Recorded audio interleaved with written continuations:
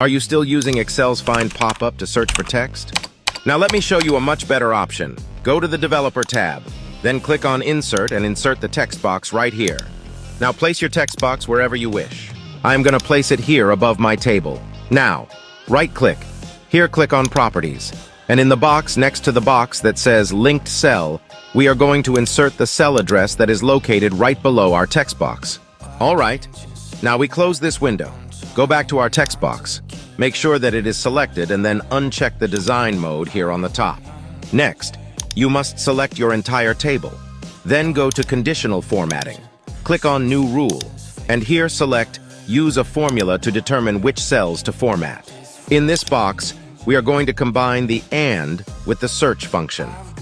The first argument for the search function is going to be the cell that we linked with our text box, so A2.